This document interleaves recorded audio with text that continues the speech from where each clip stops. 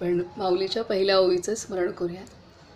ओम नमो श्री आद्या वेद प्रतिपाद्या जय जय स्वसंवेद्या आत्मरूपा.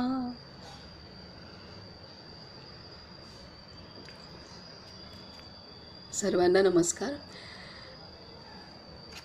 बाबा मुक्तानंद यांचं आपण चित्तशक्ती विलासचा अभ्यास केला आणि मुक्तानंद बाबांना त्यांच्या सद्गुरूंनी जे मार्गदर्शन केलं आणि त्या आधारे त्यांनी परमहंस गती प्राप्त करून घेतली. मग आणि ते कशी प्राप्त करून घेतानाचे सर्व काही अनुभव त्यांनी आपणाला चित्तशक्ती विलासमध्ये नमूद करून ठेवलेत. म्हणजे हा खूप मोठा ग्रंथ असा आहे की हे खूप मोठं डॉक्युमेंटेशन बाबांकडून झालेलं आहे, बाबा मुक्तानंदांकडून झालेलं आहे की जे सर्वांसाठी मार्गदर्शक आहे, पूर्ण विश्वातल्या प्रत्येक साधकासाठी मार्गदर्शक आहे. आणि ही जी अवस्था गाठली गेली ती ज्या सद्गुरूंच्या मार्गदर्शनाखाली गाठली गेली, तर ते त्यांचं व्यक्तिमत्व कसं आणि त्यांचं जीवन कसं, त्यांनी कसं कार्य केलं, असे अवधूत अवस्थेत असलेले सद्गुरू कसे असतात. आपल्या भारतात असे अनेक सद्गुरू अशा अवस्थेत होऊन गेलेले आहेत. तर आपल्याला भगवान नित्यानंदांच्या अभ्यासाच्या जीवनचरित्राच्या अभ्यासामुळे त्याची एक थोडीशी अंदाज येऊ शकतो की हे कसे असतात. कारण आपल्याला सामान्य माणसाचं जीवन कसं आहे हे आपल्याला माहीत आहे. त्यानंतर संतांचे जीवन आपण महाराष्ट्रात जन्माला आलो तर अत्यंत पावनभूमीत आपण जन्माला आलो. भारतच अख्ख्या विश्वामधली ही भगवंताची भूमी आहे. म्हणजे सगळेच भगवंताची भूमी आहे, पण देवघर आहे हे भारत आहे. आणि त्या भारतामध्ये पण महाराष्ट्र ही भूमी अत्यंत पावन आहे. म्हणजे अत्यंत सर्वश्रेष्ठ भारतातलं पण आपला महाराष्ट्राचा खूप मोठा वारसा आहे संतांचा आणि तो आजही तेवढा चालत आलेला आहे. तर आपल्याला त्यामुळे संतांविषयी एक प्रेम खूप जास्त आहे आणि आपला महाराष्ट्रातला माणूस अभ्यासू पण आहे तसा ह्या बाबतीत. तर आपल्याला थोडीशी कल्पना आहे. परंतु हे जे संत आहेत की अलीकडच्या काळातले आहेत, बाबा मुक्तानंद, त्यानंतर हे भगवान नित्यानंद, हे आत्ताच्या आहेत. आपण माऊलींना नाही पाहू शकलो 750 वर्षांपूर्वीचे. तुकाराम महाराजांचा कालावधी पण आधीचा आहे. तर रामदास स्वामींना पण नाही पाहू शकलो, पण आत्तासुद्धा हे झालेले आहेत आणि तेवढ्याच उच्च कोटीचे संत. आणि मग ह्या संतांमध्ये पण महान विभूतींमध्ये पण अवस्था असतात. जसं आता आपल्यामध्ये पण अवस्था आहेत माणसांच्यामध्ये बुद्धीनुसार, क्षमतेनुसार, तसंच साधनेनुसार संतांच्या पण अवस्था असतात की कोण कुठल्या अवस्थेवरती असलेला संत आहे. आणि हळूहळू करत ती अवस्था त्याची अशी होऊन जाते की जो अहम ब्रह्मास्मीची अवस्था त्याने गाठली आणि तो ब्रह्मस्वरूप झालेला आहे. तर त्या अवस्थेत असलेले भगवान नित्यानंद हे अवधूत अवस्थेत असलेले संत आहेत. आजही आशिषच्या बोलण्यातनं मी दोनदा एक रेफरन्स एका संतांचा ऐकला. तो म्हणजे पुणा रेल्वे स्टेशन आहे तिथे मस्तान बाबा म्हणून आहेत. तर ते पण असेच अवधूत अवस्थेमध्ये असलेले आहेत. ते मस्तान बाबा हे जसा भिकारी कसा राहतो तसे राहतात आणि ते स्टेशनवरतीच असतात. मग ते कधी कधी कचऱ्याच्या इथे असतील किंवा म्हणजे आंघोळ पाण्याचा काहीही पत्ता नाही. त्यांच्या शरीरावरती असा मळाचा थर जमलेला असतो आणि कुठेही राहतात ते. म्हणजे रेल्वे स्टेशन म्हणजे तिथे आपण थोडा वेळच बसू शकतो, ते पण अगदीच मुश्किलीने असतं. तर तिथे ते रेल्वे स्टेशनच्या इथेच असतात आणि त्यांना मनात कधी आलं तर TCच्या इथे जाऊन बसतात ते. आणि TCच्या इथे त्यांचं किंवा ऑफिसमध्ये जाऊन बसतात. ते आले की कोणीही त्यांना मना करत नाही, त्यांना जिथे बसायचं तिथे बसू देतात सगळे. तर आशिष आणि त्याचे सगळे मित्र असे 13 जणांची टीम होती की त्यांनी, आशिष शंकर महाराजांचा खूप निस्सीम भक्त आहे, तर त्यांनी ठरवलं होतं हे मुलं सकाळी निघाले पुण्यासाठी आणि पुण्यातले जे ठिकाणं शंकर महाराजांना प्रिय होती आणि श्रद्धास्थान होती, त्या सर्व ठिकाणांना त्यांनी भेट दिली होती. त्यातलं एक मस्तान बाबांचं ठिकाण होतं. मग मस्तान बाबांना शोधत ते रेल्वे स्टेशनच्या इथे गेले आणि आशिष तिथे ही सगळी मुलं 13 जण गेल्यानंतर ते गेल्यानंतर तिथे आशिष बसला होता. तर आशिषच्या इथे त्यांनी पाय ठेवला त्याच्या अंगावरती आणि मग आशिषने पाय हे केले, त्यांचे दाबले. तर आशिष म्हणाला, मळ होता पूर्ण पण सुगंध होता. तर ही प्रत्यक्षात अनुभवलेली आत्ताची पण गोष्ट आहे. तर मस्तान बाबांना पण ज्यांना म्हणजे आपण भेटू शकतो असं, तर आशिषने घेतलेला अनुभव आहे हा. आणि त्या 13 जणांनी मुलांनी ते अनुभूती घेतली ती आणि त्या मुलांना वाटत होतं हा काय कसा काय हे आहे. पण आशिषला या सगळ्या गोष्टी माहीत असल्यामुळे त्यांनी त्याचे पाय अगदी छान स्पर्श करून ते हे घेतलं असं. आणि त्यांनी समोर स्वतःहून पाय ठेवले त्याच्या आशिषच्या इथे आणि अशी घटना आहे. तर त्याच पद्धतीने भगवान नित्यानंदांचं जे चरित्र आहे ते अत्यंत खूपच सुंदर आहे आणि एक गोष्टी रूपात आहे ते सगळं. आणि शेवटी चिदाकाश गीता हे चिदाकाश गीता ह्या शीर्षकाखाली भगवान नित्यानंदांच्या वाणीतनं जेव्हा जेव्हा काही वाक्य आली त्या वाक्यांचं ती वाक्यसुद्धा ह्या चरित्राच्या शेवटी आपल्याला त्याचा अभ्यास करायला मिळेल आणि त्याच्यामध्ये खूप खोल सार लपलेला आहे. त्याचा अभ्यास आपल्याला नंतर होईल. कारण भगवान नित्यानंद हे पूर्णतः मौन अवस्थेत असलेलेच महासत्पुरुष होते आणि कितीही जण आले तरीसुद्धा ते मौनच असायचे आणि जेव्हा काही बोलायचं वाटायचं तेव्हा ते हू करायचे फक्त, एवढंच त्यांचं हे होतं. आणि त्यातनं मग कधी त्यांच्यात एखादं वाक्य बाहेर पडेल तर ते सगळं एका स्त्री साधिकेने ते सगळे एकत्रित केलेलं ते संकलन आहे आणि ते वाक्यसुद्धा त्यांच्या साधना अवस्थेमध्ये बाहेर पडलेली आहेत भगवान नित्यानंदांच्या किंवा त्या अवस्थेत. तर ते आपल्याला ती अनुभूती पण पाहायला मिळेल. तर आता आपण कालपर्यंत आलो होतो की बाबांना भगवान नित्यानंद हे कसे शेषाच्या खाली बाळ स्वरूपात असलेले भेटले आणि नायर जे पती पत्नी होते त्या दोघांना भेटले आणि थोड्याच कालावधीमध्ये ते पती पत्नीसुद्धा निवर्तले आणि त्यांनी त्यांची भगवान नित्यानंदांची जबाबदारी त्यांनी जे ईश्वर अय्यर होते त्यांच्याकडे, जे वकील होते व्यवसायाने त्यांच्याकडे सोपवली आणि ईश्वर अय्यर आणि त्यांना जे सांभाळ करत होते नायर पती पत्नी ह्या तिघांनाही पूर्ण जाणीव होती की हा महापुरुष आहे, सत्पुरुष आहे. आणि आता पुढचा प्रवास कसा होतोय ते आता सांगत आहेत. आता आजचं जे वाचन आहे तर काल आपण इथपर्यंत आलो होतो की 6व्या वर्षी त्या अम्मा पण निवर्ततात आणि त्यांची जबाबदारी ईश्वर अय्यरांकडे सोपवून देतात. आता पुढे काय होतंय भगवान नित्यानंदांच्या जीवनात ते आपण समजून घेऊया. आजच्या भागाचं नाव आहे ईश्वर अय्यरांच्या आश्रयास. ईश्वर अय्यरांच्या आश्रयास. ईश्वर अय्यरना रामण पंचप्राणांपेक्षाही प्रिय होता.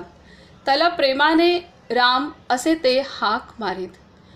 बसता उठता निसता जागता रामचे व्यक्तिमत्व त्यांना चुंबकासारखे खेचत असे.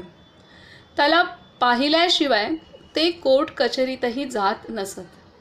एकदा रात्रीच्या वेळी काही गारुडी अय्यरांच्या घरी गुपचूप आले आणि घराच्या कोपऱ्यात काही विषारी साप ठेवून चोरट्या पावलांनी पळाले. दुसऱ्या दिवशी येऊन वकील साहेबांना सापाची भीती दाखवून त्यांना पकडून नेण्याकरिता मोठी रक्कम वसूल करण्याचा त्यांचा डाव होता. गारुड्यांचा डाव रामने ओळखला होता. त्याने ते सर्व साप रात्रीच एका बांबूच्या टोपलीत गोळा करून कोरापूर नदीजवळील जंगलात सोडून दिले होते. दुसऱ्या दिवशी गारुडी आले व ईश्वर अय्यरना म्हणाले, इथे आपल्या घरात घोर विषारी साप आहेत, आम्ही ते उचलून नेतो. वकील साहेब कबूल झाले आणि साप नेण्यासाठी योग्य बक्षीस देण्याचेही त्यांनी मान्य केले. मग काय, गारुड्यांची पुंगी वाजू लागली. पुंगी वाजवून बिचारे गारुडी थकून गेले, पण एकही साप बाहेर निघाला नाही. आणि निघणार तरी कसा? गारुडी ओशाळून रिकाम्या हाती रिकाम्या पोटी निघून गेले. राम एक कोपऱ्यात हसत उभा होता. हे 6-6.5 वर्षाच्या भगवान नित्यानंदांनी केलेली गोष्ट आहे. आणि किती शांतपणे बघा, म्हणजे त्यावेळेला पण ते मौनच होते पाहायला गेलं तर. म्हणजे एवढ्या शक्ती त्यांनी गारुड्यांना ना काही बोलले, ना ईश्वर अय्यरांना काय बोलले, शांतपणे बघितलं, पुंगी वाजवून दिली गारुड्यांना, गारुडी थकून निघून गेले. ना त्यांनी गारुड्यांना काही जाब विचारला, ना त्यांनी त्यांचं पितळ उघडं केलं, काही नाही. ही अवस्था, हीच अवधूत अवस्था. हेही आपल्याला खूप काही शिकवण्यासारखं आहे. आपल्या रोजच्या जीवनामध्ये सुद्धा आपल्याला अनेकदा वाटतं ना की काहीतरी दाखवलं पाहिजे, ते चुकीचं वागलं आहे ना, मग आपल्याला त्याला जाणीव करून दिली पाहिजे. काही नसते, चुकीच्या वागणाऱ्या माणसाला जाणीव असतेच आपणहून, कारण त्याने ठरवलेलं असतं, ठरवून त्याने ते केलेलं असतं. किंवा नसेल ठरवलेलं आणि अज्ञानात जरी केलं असेल किंवा जाणीवपूर्वक केलं असेल तरी आज ना उद्या जाणीव त्याला समयानुसार होणार असते. हे या महान विभूतींना माहीत असतं. म्हणून महान विभूती खूप काही कुठल्याच जाणीवा कोणाला करायला जात नाहीत.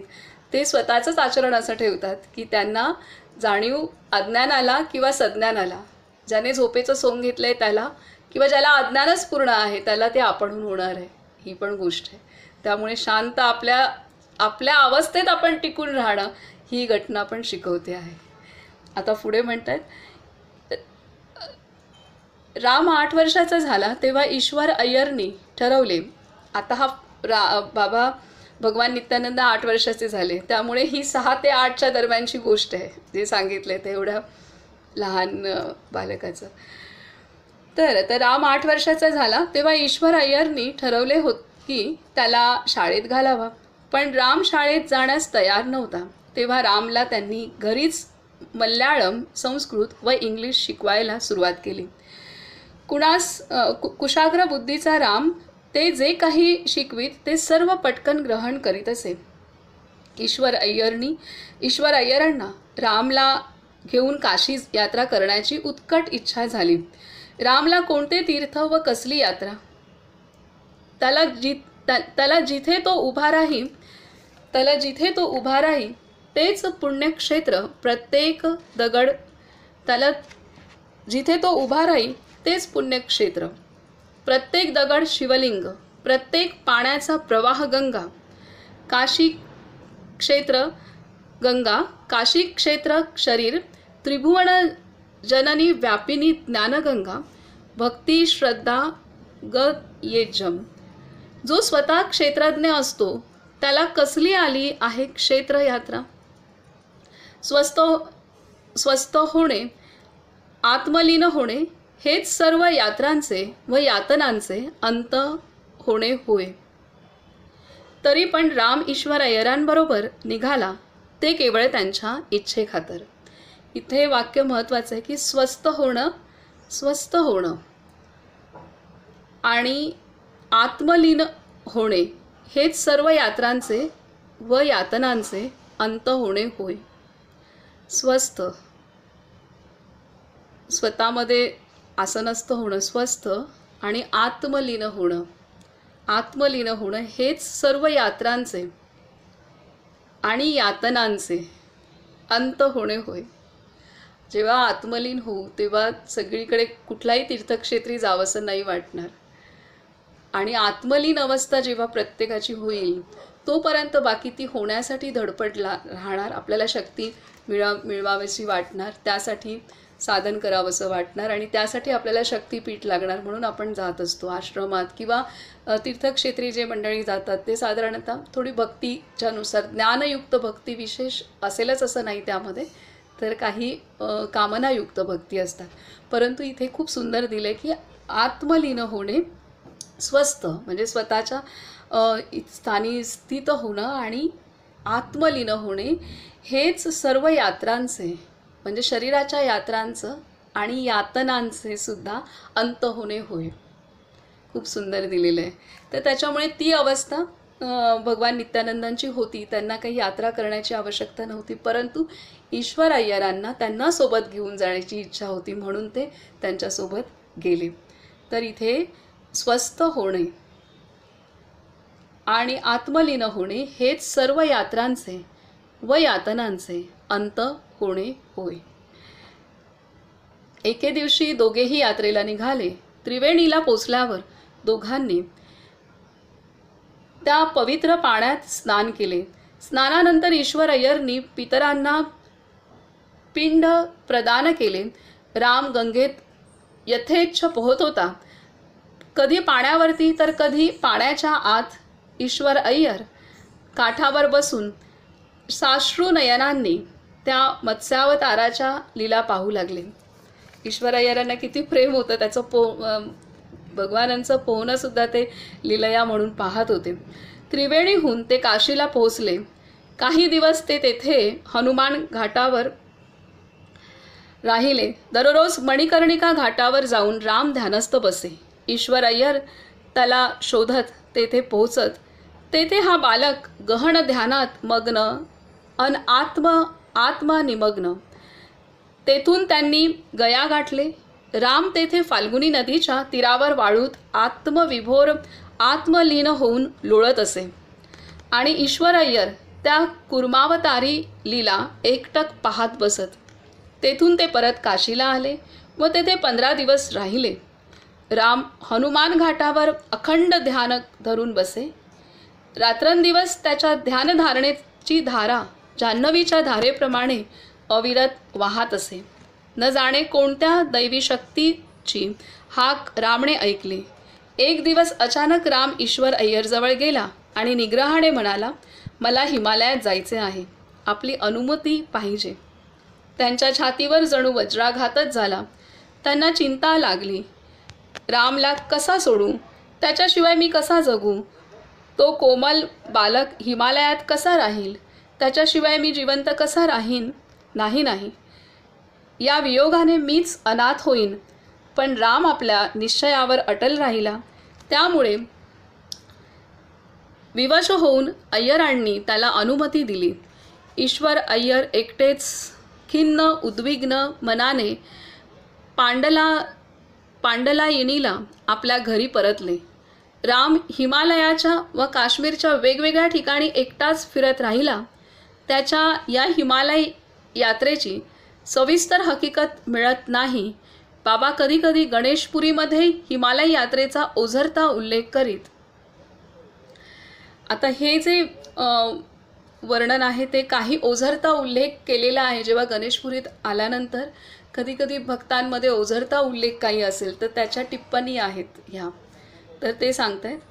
आता अय्यर तर आपल्या गावी परत गेले आणि भगवान नित्यानंद हे हिमालय यात्रेला निघाले आणि काश्मीर हिमालय हे त्यांनी ती यात्रा केली आहे. तर त्या संदर्भातले काही त्यांच्या यात्रेचे काही टिप्पणी आहेत ते आता वाचूया. दिवस महिने वर्षे लोटली. हिमालयात गेलेल्या रामची काहीच बातमी नव्हती. अय्यरांची मुले मोठी झाली. आपल्या हयातीतच मुलीचे लग्न उरकण्याची त्यांची इच्छा होती. आता इथे वयाच्या 8 वर्षाचा राम झाला तेव्हा शाळेत घातलं. मग साधारणतः एक 2-3 वर्षानंतर कदाचित असेल 10व्या-11व्या वर्षी ते गेले असतील हिमालयात, ते वय असेल. तर ते सांगतात, दिवस महिने वर्षे लोटली. हिमालयात गेलेल्या रामाची काहीच बातमी नव्हती. अय्यरांची मुले मोठी झाली. आपल्या हयातीतच मुलीचे लग्न उरकण्याची त्यांची इच्छा होती. त्यांना एक योग्य वरही आढळला. गुरुवायूर मंदिरात तो विवाह साजरा करण्याचा मुहूर्त पण ठरला. अय्यरांच्या मनात राहून राहून रामची आठवण येई. लग्नाच्या वेळी राम असता तर किती छान झाले असते. लग्न कार्यासाठी घरातून निघण्यापूर्वी आदल्या रात्रीस दरवाजा कुणीतरी ठोठावला आणि मनात आठवण बनून असलेला समोर मूर्तिमंत उभा होता. लाडका राम, स्मर्तुगामी राम. ती अवस्था आता बाबा भगवान नित्यानंदांची पहिल्यापासूनच होती. त्यामुळे ते मोठे झाले. मुलीचं लग्नाच्या वेळेला ते आले भगवान नित्यानंद, म्हणजे ती त्यांची बहीणच. पुढे आता म्हणून इथे म्हणतात की स्मर्तुगामी राम.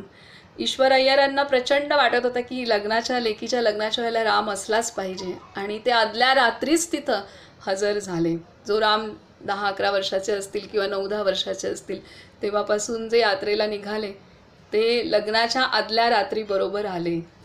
आणि त्यालाच त्यांनी म्हटलं की स्मर्तुगामी राम. भगवंत असा असतो की त्याची आठवण केली की तू हजर राहतो. ती अवस्था आहे त्यांची. रामला पाहताच अय्यर कुटुंबात आनंदाच्या उर्मी उचंबळून आल्या. दुसऱ्या दिवशी पहाटेस घरची सर्व मंडळी निघाली आणि रेल्वेने पार्नल येथे पोहोचली. तेथून बैलगाडीत बसून संध्याकाळी गुरुवायूर गाठले. दुसऱ्या दिवशी पूजा मंगलारती उरकल्यावर लग्न कार्याला आरंभ झाला. राम सारा समारंभ पाहत होता.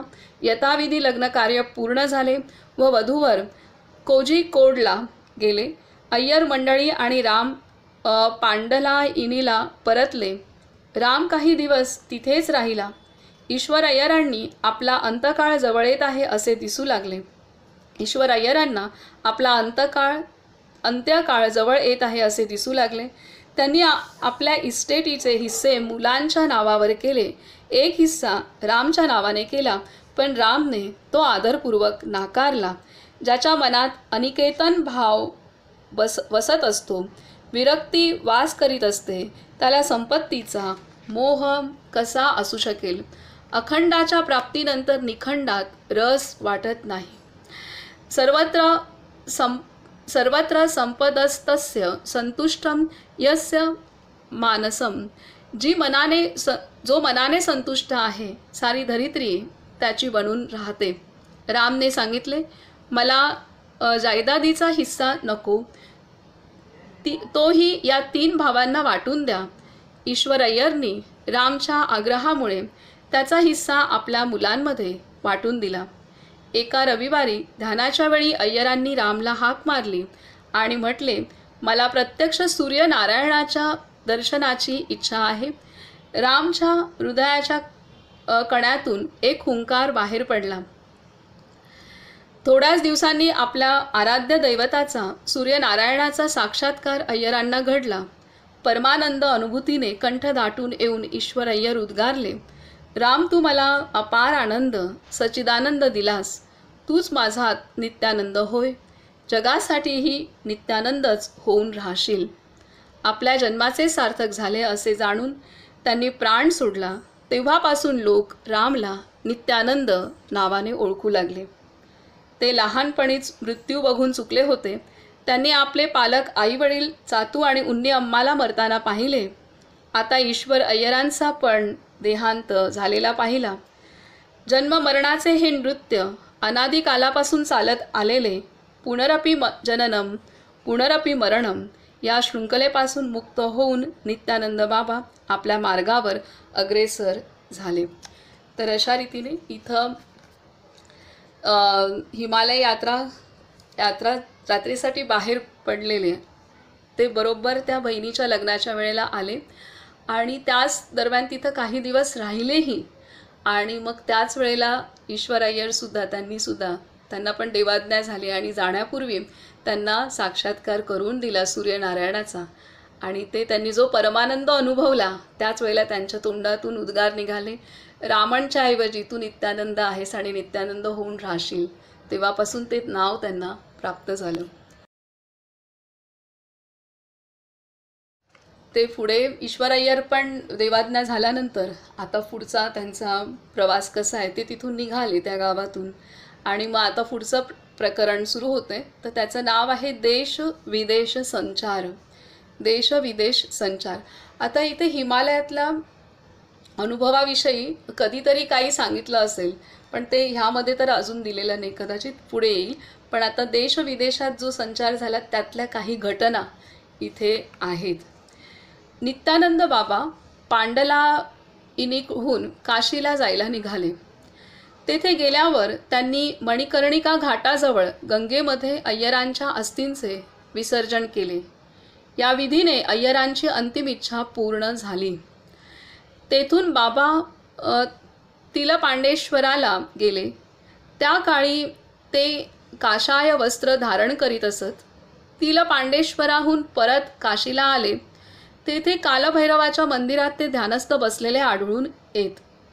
40 दिवसांनंतर ते तेथून नाहीसे झाले.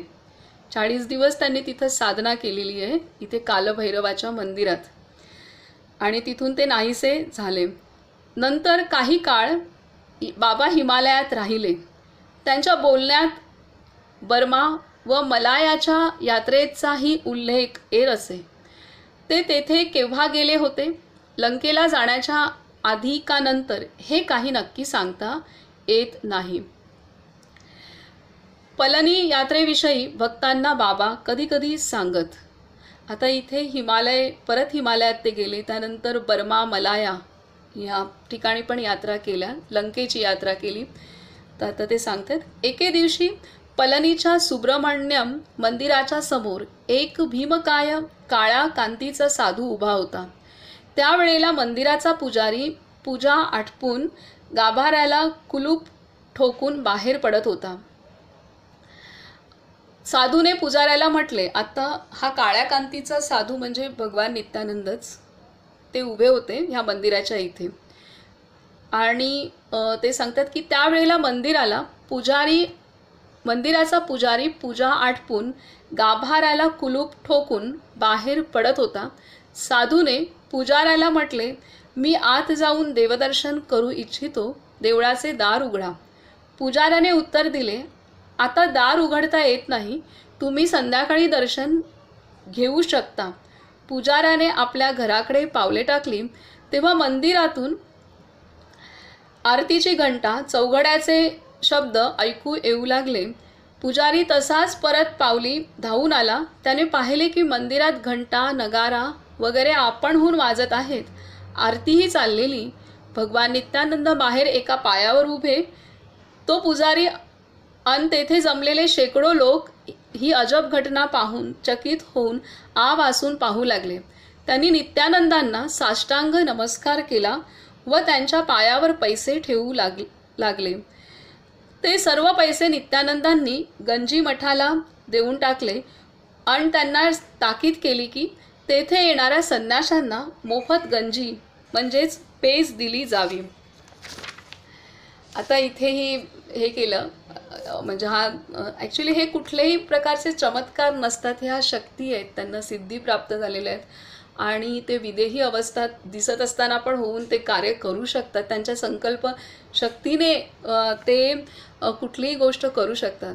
तर ह्या सिद्धी आहेत आणि ह्या सिद्धी साधनेच्या बळावर प्राप्त करून घेतलेल्या आहेत आणि त्यामुळे आपल्याला सगळ्यांना लोकांना ते चमत्कार वाटतात, परंतु हे पूर्णतः शास्त्र आहे, पूर्णतः ऊर्जेचं शास्त्र आहे की त्यांनी ते अवगत केलेलं असतं आणि त्यांची सत्ता चालते ह्या पंचमहाभूतांवर, पण विश्वातल्या प्रत्येक कणावरती ह्या महान विभूतींची सत्ता चालते. जसं भगवंताची सत्ता असते की त्याने निर्माण केलेलं आहे विश्व, जशी त्याची सत्ता आहे त्याच पद्धतीने ती तेवढी ऊर्जा, तेवढं ते भगवत स्वरूप झाल्यामुळे त्यांच्याकडे तेवढे अधिकार आणि तेवढी सत्ता असते आणि त्यामुळे ह्या सगळ्या गोष्टी ते करतात. आता इथे महत्त्वाची गोष्ट की त्यांना पैसे देऊ केले आणि त्यांनी ते पैसे गंजी मठाला, आणि कदाचित त्यांनी तेव्हा सांगितलं की जे पण साधू येतील इथे त्यांना गंजी देत जावा बाबा, पेज देत जावा, आणि म्हणून त्या मठाचं नाव गंजी मठ ठेवलं असावं.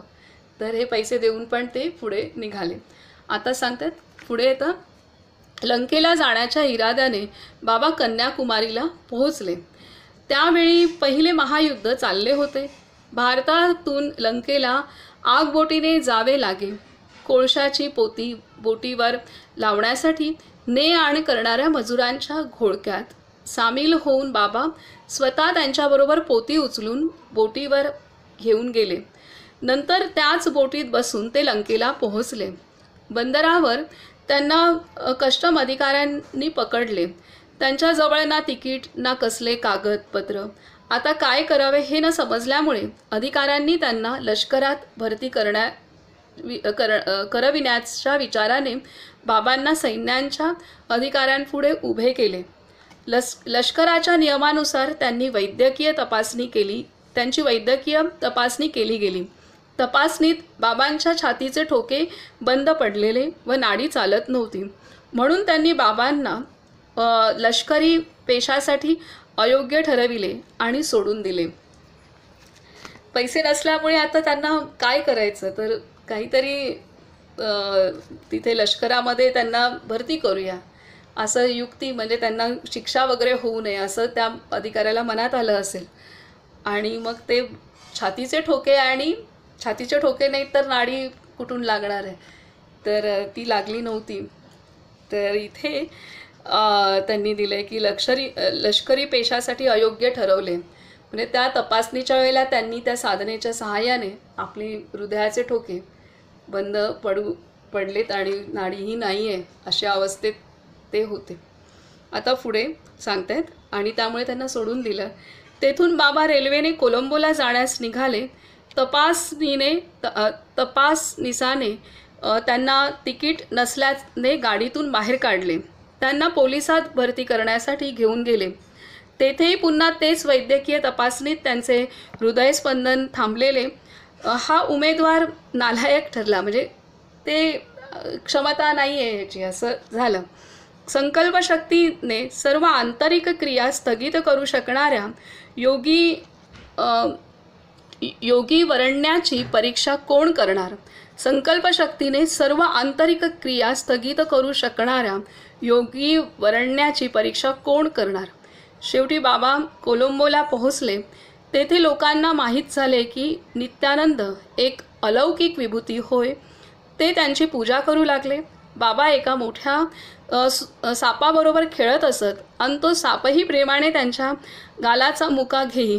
लोकांनी त्यांच्या अनेक लीला पाहिल्या. तिथल्या भक्तांना आशीर्वाद देऊन बाबा एके दिवशी बोटीत बसून कन्याकुमारीला आले. आता इथे लंकेचा यात्रा केली त्यांनी, पुन्हा परत कन्याकुमारीला ते आले. इथे महत्त्वाची गोष्ट म्हणजे हे आता त्यांनी त्यांच्या शरीरात केलेलं आहे. त्यांच्या शरीरात पण जेव्हा गुरुकृपा घडते तेव्हा काही साधकांच्या पण बंद पडलेल्या हृदयाच्या गती आणि सुरू केल्या जातात. त्याचं मी एक उदाहरण आहे.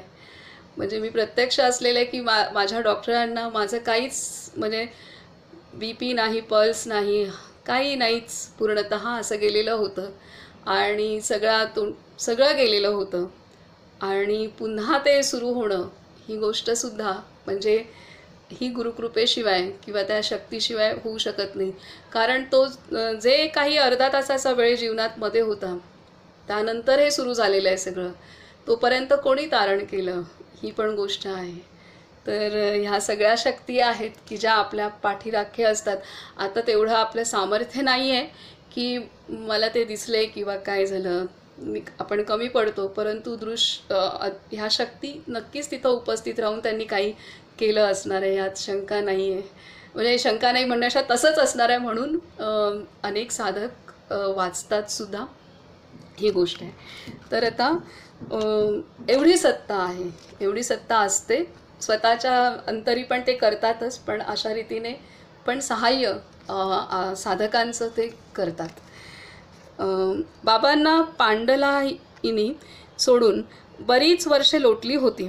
तिथले लोक त्यांना विसरले होते. संसाराच्या रहाट गाडग्यात अडकलेल्या संसारी माणसाला कोणत्या गोष्टीची आठवण राहील बरे?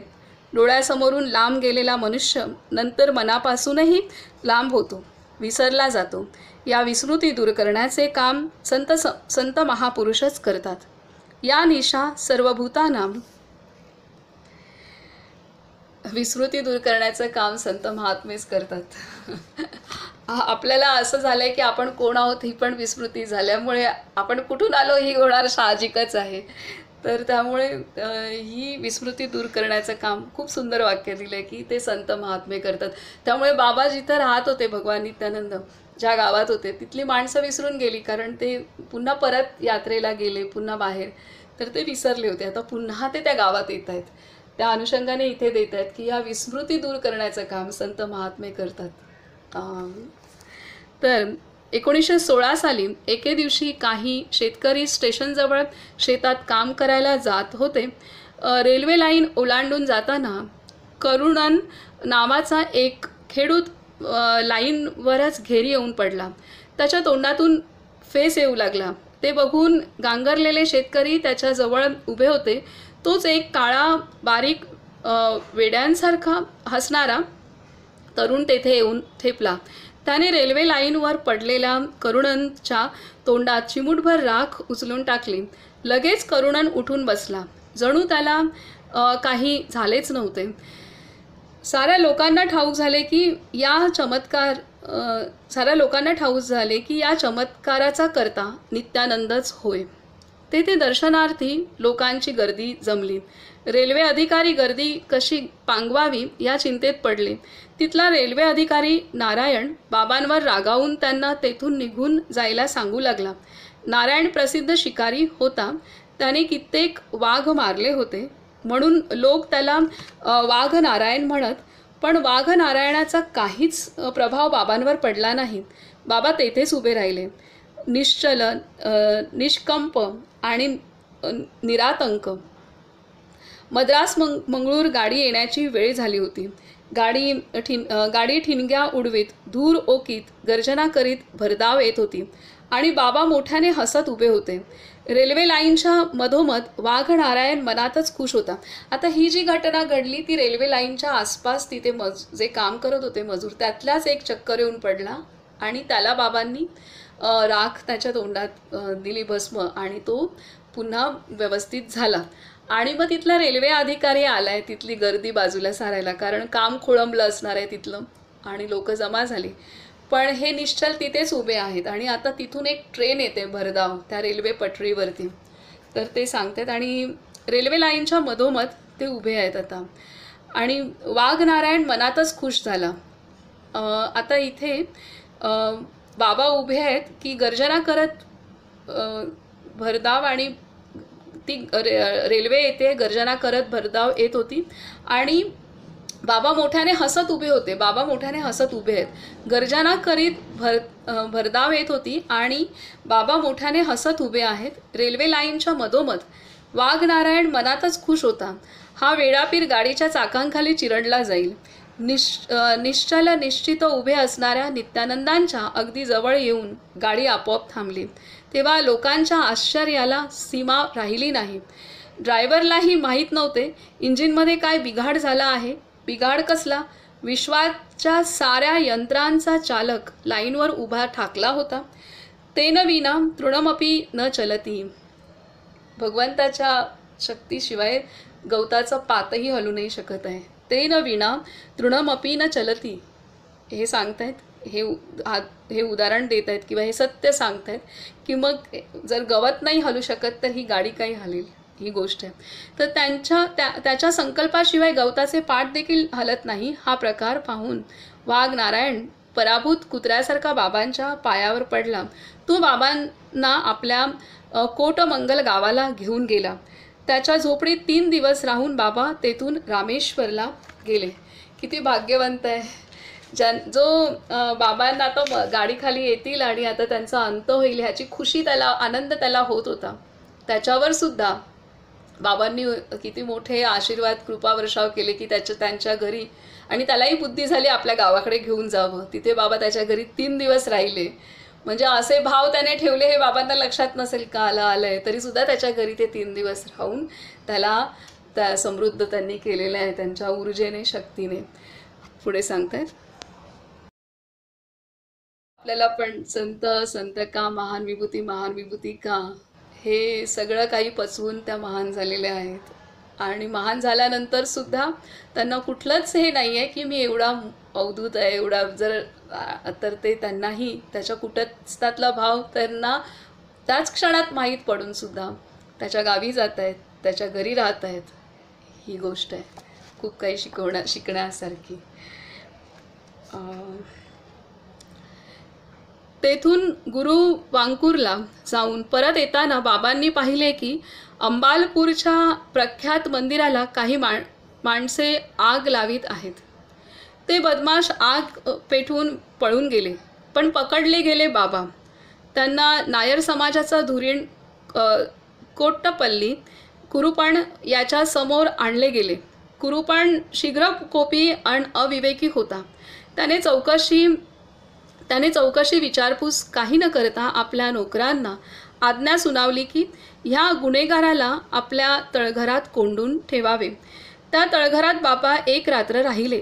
दुसऱ्या दिवशी कुरुपणचा धाकटा भाऊ व पंडित अनंत नारायण शास्त्री तेथे आले. कुरुपणने बाबांना तळघराबाहेर बोलावून घेतले आणि म्हटले, याने देवळाला आग लावली.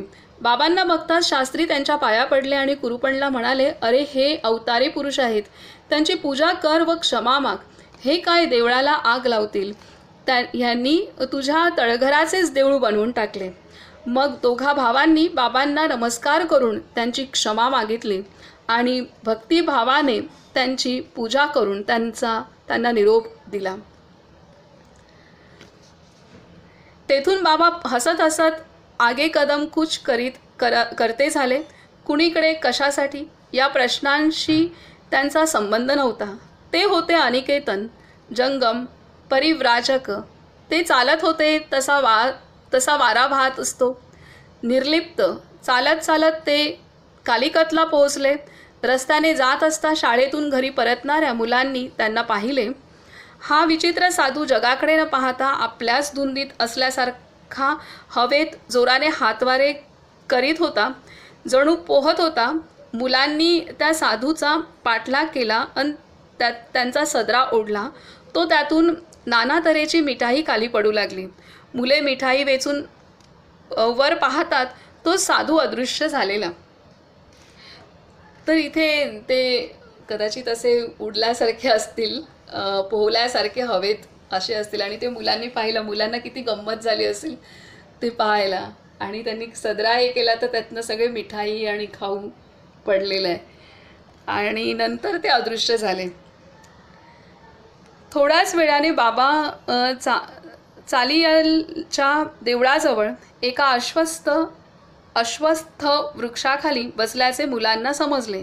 ते तेथे मांजरी व कुत्र्यांबरोबर काही खात बसले होते. तेव्हा तिथला एक भक्त चंदू मेनन या समजले की नित्यानंद तेथे विराजमान आहेत. तो जाऊन त्यांच्या पाया पडला. दररोज तो बाबांसमोर बसे व देवी भागवताचे पारायण करी. चालियलला काही दिवस राहून बाबा तेथून तल्लीचेरीला पोहोचले आणि तिरुवणगडाच्या राम मंदिरात दिसू लागले. तिथला गौड सारस्वत ब्राह्मण समाजाने त्यांची भक्तिपूर्वक सेवा केली. ते भक्त आपल्या हातांनी बाबांना भरवीत. तल्लीचेरीहून बाबा चालियल कन्नूरला गेले. तेथे ते रस्ता साफ करणाऱ्या गरीब कामगाराच्या घरी राहत. काय समत्व भाव होता त्यांचा. एके दिवशी देवळात राहून ब्राह्मणांकडून अन्न स्वीकारीत, तर दुसऱ्या दिवशी गरिबांबरोबर रस्त्याच्या बाजूला धुळीत बसत. त्यांना कुत्र्यांबरोबर बसून खाल्लेले कदान्न आणि श्रीमंतांच्या घरची पंचपक्वान्ने दोन्ही सारखीच लागत. भक्तांचे स्तोत्र आणि तळघरात ऐकलेल्या शिव्या एकच वाटत. हे होते तुल्य निंदास्तुती ही मौनी अवधूत. ते होते तुल्य निंदास्तुती ही मौनी अवधूत. त्यांना कर्मबंधन नसे. त्यांची प्रत्येक क्रिया म्हणजे एक लीला होती. इथे बाबांचं त्यांनी दिलेलं आहे. सगळे कसे समदृष्टी आहे, समत्वाने आहेत. तर तुल्य निंदास्तुती ही मौनी. निंदेत पण मौन आणि स्तुतीमध्ये सुद्धा मौन ही गोष्ट आहे. मौन अवस्था त्यांनी सोडलीच नाही आहे कधी, कुठल्याही प्रसंगामध्ये सोडली नाही आहे. आणि हे आपल्याला ह्या काही घटनांवरून पण दिसतंय. म्हणून त्या गारुडांनी लपवलेले साप त्याचं पोल पण खोललं नाही. त्यांनी त्यांचं काही करायचं होतं ते व्यवस्थित केलेलं आहे. तळघरात त्यांना देऊळ पेटवलं आहे म्हणून तळघरात त्यांना डांबून ठेवलं, तिथेही ते राहिलेले आहेत. तर ह्या सगळ्या गोष्टीतून त्यांनी प्रत्यक्ष काय अवस्था यांची असते आणि कसे ते मौन आहेत, राहू शकतात. तर हा संदेश पण आपल्याला देता येते. स्तुतीतही मौन राहणं आणि निंदेतही मौन राहणं महत्त्वाची गोष्ट आहे. पुढे सांगतात, कन्नूरचे लोक त्या समयी घडलेल्या एका घटनेची आठवण नेहमी करतात. बाबा एकदा रेल्वेमध्ये प्रवास करीत होते. तपासनिसाने त्यांना तिकिटाशिवाय प्रवास करणारे म्हणून पकडले व स्टेशनवर उतरवले. गाडी सुटण्याची वेळ झाली पण गाडी हलण्याचे चिन्ह दिसेना. बाबांना उतरवले तिकीट नाही म्हणून, पण गाडी सुटण्याची वेळ झाली, पण गाडी हलण्याचे चिन्ह दिसेना. ठाम उभी होती. दिव्याचा खांबच जणू, किंवा त्या खांबाला टेकून उभा असणारा अवधूतच जणू. शेवटी रेल्वे अधिकाऱ्यांना कळून चुकले की गाडीतून खाली उतरविलेला माणूस कुणी सामान्य माणूस नव्हे, तर एक दिव्य चालक शक्ती आहे, जिचा संकल्प गाडी चालविण्यासाठी वाफ किंवा विजेच्या शक्तीपेक्षा जास्त आवश्यक आहे. भ्रामयण सर्वभूतानी यंत्रारूढानी मायया. तीच अलौकिक शक्ती जेव्हा बाबांना आदराने गाडीत बसविले तेव्हा कुठे गाडी चालू झाली. इथे खूप सुंदर त्यांनी दिलंय की जे गाडी चालवण्यासाठी जे वाफेचं इंजिन आहे, ती वाफेवरती ती चालते, त्यातनं जी निर्माण होणारी शक्ती तिच्यावरती, तर ह्या इंजिनामध्ये असणाऱ्या शक्तीपेक्षा बाबांची शक्ती मोठी आहे आणि त्यांची असलेली संकल्प शक्ती हे त्यांना जाणवलेलं आहे. आणि मग त्यांनी बसवलं आणि सुरू झाली गाडी. सांगतायत पुढे, म्हणतात की कालिकोटला असताना बाबा काऊन सिनेमा शेजारच्या मंदिराजवळ बसत असत. सर्वांना आकर्षून घेईल अशी ती व्यक्ती होती. एक दिवस मुलांमध्ये असताना अचानक अदृश्य होऊन दुसऱ्या ठिकाणी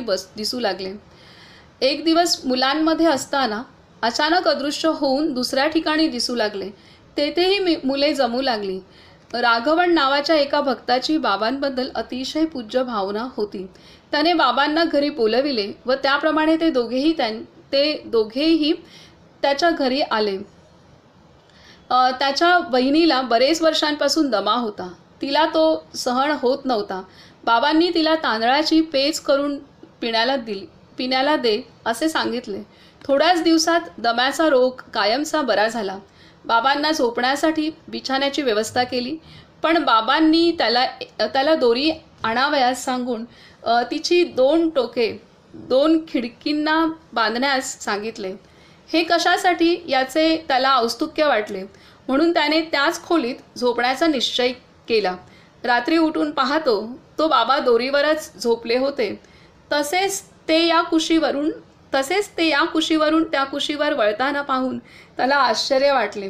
राघवणला हा चमत्कार घरच्या माणसांना दाखवावा असा विचार मनात आला, परंतु त्याला उठताच येईना. तेथून बाबा अशाच पद्धतीने, मला वाटतं साईबाबांची पण काही आहे, त्यांचं ते साईबाबांची सिरियल होती, तिथे पण असंच आहे की ते पण अशाच पद्धतीने झोपणं किंवा एक हे होतं.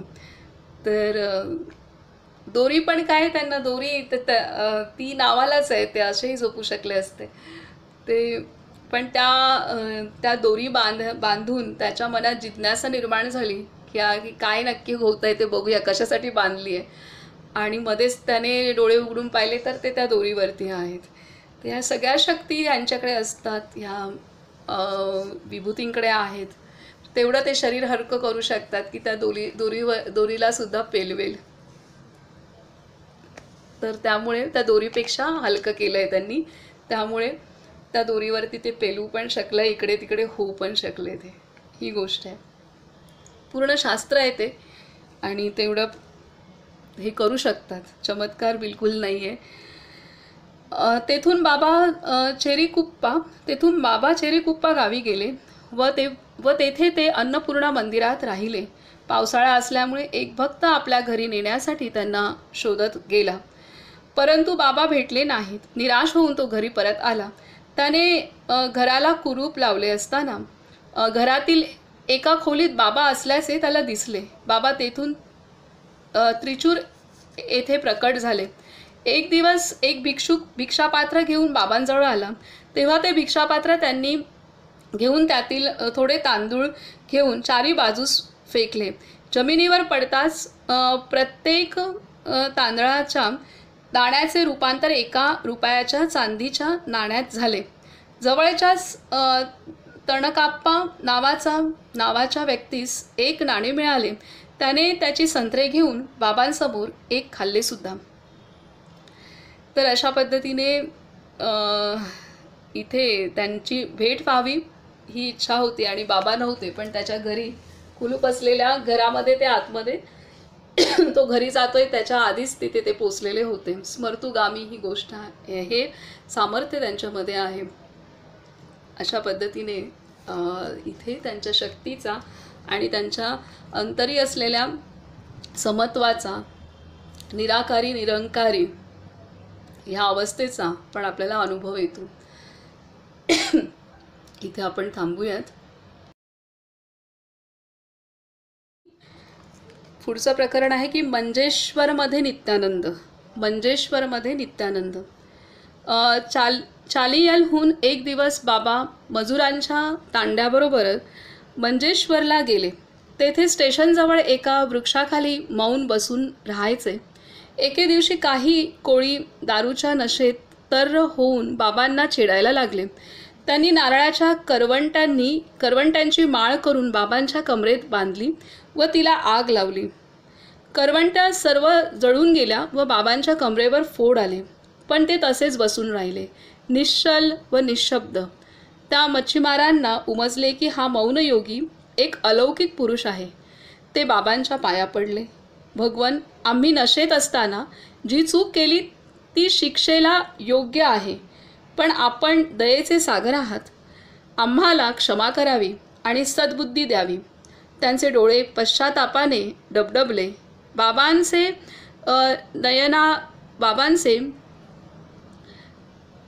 बाबांचे नयनारविंदही करुणेने आर्द्र झाले. त्यांचे डोळे पश्चातापाने डबडबले. बाबांचे नयनारविंदही करुणेने आर्द्र झाले. किती मोठी घटना आहे, बापरे, किती मोठी घटना आहे की त्यांच्या ते निश्चल उभे म्हणजे तिथे बसायचे, एक मौन बसून राहायचे. ते मौन बसून राहिलेत आणि तिथे दारू प्यायलेली मंडळींनी त्यांना चेष्टा मस्करी थट्टा करावी म्हणून कमरेला करवंटांनी माळ बांधली आहे आणि ते पेटवल्यानंतर फोड आले, सगळं झालं आहे आणि बापरे, तरी पण ते शांत राहणं. आणि नंतर त्यांनी ते दारू प्यायलेले सर्व ते भानावर येत आहेत आणि माफी मागत आहेत आणि त्यांना माफ करणं जणू काही आता त्यांना भाजलं नसेल का, नक्कीच असणार आहे. पण ते सोसणं त्यांना त्यांच्या नशेतून, दारूच्याच नाही तर विकारांच्या नशेतून उतरवण्यासाठी त्यांनी ते सोसलं आणि नंतर माफही केलं. खूपच मोठी गोष्ट आहे. ह्यातनं पण आपण नशेतच माणूस एकमेकांना दुखावतो, काय वागतो त्याला माहीत नसतं, असंही आपण रोजच्या जीवनात अनुभवतो. तर ह्या पद्धतीने जेव्हा मग आपल्या समोरही कोण येईल, आत्ता अनेकदा प्रत्येकाच्या जीवनात प्रसंग असतात की खूप काही चांगलं असतानासुद्धा काही वागणी अशी दिसतात, आपल्याला कळतंही व्यक्ती मस्तीत आहे, सगळे अनेकदा सहन होत नसतं. पण यातनं शिकण्यासारखी तरी आपण शांत राहतो, काही हे नाही, पण यातून शिकण्यासारखी गोष्ट आहे की जेव्हा त्या समोरच्या व्यक्तीला पण जाग येईल की आपण ह्यांच्याशी काय वागलो आहे आणि तेव्हा जर ते माफी मागत असतील त्यावेळेला नक्कीच आपण तिथे विरघळून गेलं पाहिजे. ही पण गोष्ट मोठी आहे. हे बाबांनी करून दाखवलं त्यांच्या कृतीतून. बाबांना पाया पडायला खूप लोक येत. अनेकदा असं असतं की आपल्याला लोकांचा रागद्वेष नसतो, पण जेव्हा त्या माणसांना आत्ता कळत नाही, काही वर्षांनी कालांतराने कळू शकतं, तेव्हा माफी आपल्याला काही नाही, माफी मागावी नाही मागावी हेही भान, आपल्याला काही अपेक्षा नाही आहे. पण जर चुकून कोण असं आलं तर आपण त्यांना नक्कीच त्या पद्धतीने, कारण माफ करणं हे त्या जीवाला मुक्त करणारं आहे आणि आपल्याला पण मुक्त करणार आहे. ही गोष्ट पण आहे महत्त्वाची. तर बाबांना पाया पडायला खूप लोक येत. बाबा त्यांना आपल्या हाती जे आहेत ते देत व त्यांची दुःखे मिटवीत. लोकांना त्यांचे नावही ठाऊक नव्हते, ते त्यांना ऋषी म्हणून संबोधित. त्यांचे नाव त्या मुलुखात सुगंधाप्रमाणे पसरले. बाबांच्या होत असलेल्या गौरवाने तेथला एक प्रख्यात मंत्रवादी अप्पय्या आलवा बाबांचा हेवा करू लागला. त्याने बाबांचा काटा काढण्याचा चंग बांधला. बाबांच्या एका भक्ताच्या घरी लग्न सोहळा होता. भक्तवत्सल नित्यानंदांना लग्नास आदरपूर्वक बोलावणे होते. तेथे आमंत्रितांमध्ये अलवाही होता. लग्नाच्या वेळी भक्त यजमानांनी बाबांचा सत्कार केला व त्यांना लग्न मंडपाजवळ सजविलेल्या आसनावर बसविले. सारे अभ्यागत बाबांचे दर्शन घेऊन त्यांना दंडवत घालीत. हे सारे पाहून अलवा असूयेने पेटून निघाला. त्याने बाबांना ललकारले, तू महापुरुष असशील तर मी दिलेली एक वस्तू खाऊन दाखव. बाबांनी त्याच्याकडे लक्षच दिले नाही. आल्याबरोबर अलवा वारंवार आग्रह करू लागला, जणू आव्हानच देऊ लागला. तेव्हा बाबा म्हणाले, तशीच तुमची इच्छा असेल तर खाईन. अलवाने बाबांच्या तोंडात मंतरलेली तंबाखू कोंबली. नीलकंठ नित्यानंदांनी ती विषारी तंबाखू गिळून टाकली आणि त्याच क्षणी अलवाच्या पोटात आग पेटली. तिचा दाह असह्य होऊन अलवा घरी गेला. त्याच रात्री त्याला इस्पितळात भरती करावे लागले. नित्यानंदांना बोलवा, तेच मला वाचू शकणार. स्पुंदत अलवा म्हणाला. दुसऱ्या दिवशी पहाट होण्यापूर्वीच अलवा आपल्या कर्माची फळे भोगीत मरण पावला. ही घटना बाबांनीच एकदा गणेशपुरीत सांगितली होती. आता इथे गोष्ट महत्त्वाची आहे की त्याला संकल्प त्यांचा कुठलाच नव्हता, परंतु ते खायला तयार पण नव्हते, तरी जबरदस्ती केल्यामुळे त्यांनी खाल्लं. बाबा तू देतोयस तर आता खातो, कारण त्यांना पूर्ण माहीत आहे की काय होईल. परिणाम तर होणारच आहे कुठल्याही गोष्टीचा, तो चुकणारा नाही आहे. तर ही गोष्ट सांगते. मंजेश्वरला पार्वती नावाची एक मुलगी अपस्माराने पिडली होती. अनेक औषधोपचार मंत्रोपचार सर्व काही झाले तरी पार्वतीची स्थिती सुधारेना.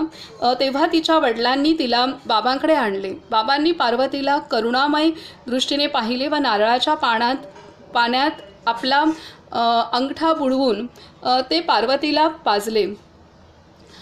पार्वती आपल्या दीर्घ मूर्छितावस्थेतून उठून बसली. तिची व्याधी त्याच दिवसांपासून नाहीशी झाली, ती कायमची. पार्वती अम्मा काननगडला शाळेत अध्यापिकेची नोकरी करत आहे. तर अपस्मार म्हणजे आकडी येणं ही गोष्ट. तर नारळाच्या पाण्यात त्यांनी आपला अंगठा बुडवून ते नारळाचं पाणी तिला प्यायला दिलं. त्याच्यात तिचं सेज निघून गेलं. एकदा एका भक्ताच्या आईचा पाय सुजला व असह्य वेदना होऊ लागल्या. कोणत्याही औषधाने गुण येईना. मुलगा बाबांना शरण गेला. त्यावेळी बाबा एका झाडाच्या फांदीवर झोपले होते.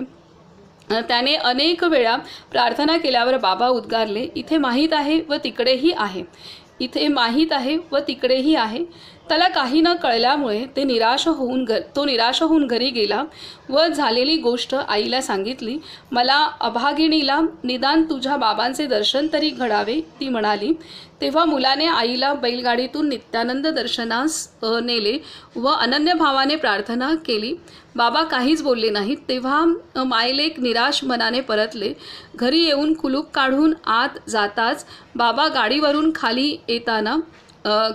खाली येताना दिसले. खाली आल्यावर बाबांनी तिच्या पायाला हळूवार मालिश करून ते अदृश्य झाले. तेव्हापासून ती बाई रोगमुक्त झाली. बाबांना घरी पाहून मुलाला आश्चर्य वाटले व त्यांनी उच्चारलेल्या इथे आणि तिकडे या शब्दांचा अर्थ त्याला समजला. मंजेश्वरला भक्तांचे कल्याण करून बाबा कुंबळेला जाण्यास निघाले. तर अशा रीतीने त्यांनी अनेक भक्तांना अनेक त्रासातून दूर केलं त्यांच्या शक्ती सामर्थ्याने. का तर त्यांना साधनेला लावणं हे अवस्था आहे. त्यांच्या जे काही त्यांचे कर्मभोग होते त्यातनं त्यांना पहिल्यांदा सुसह्य केलं आणि मग त्यांना उपदेश केलेले आहेत. इथं आपण थांबूयात.